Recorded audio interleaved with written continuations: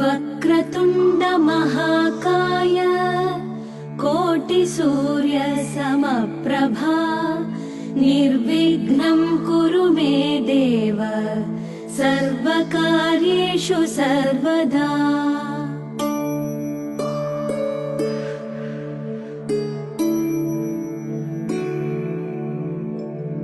वक्रतुण्ड महाकाय वक्रतुण्ड महाकाय कोटिसूर्य समप्रभा कोटिसूर्य समप्रभा निर्विघ्नं कुरु मे देव निर्विघ्नं कुरु मे देव सर्वकार्येषु सर्वदा सर्वकार्येषु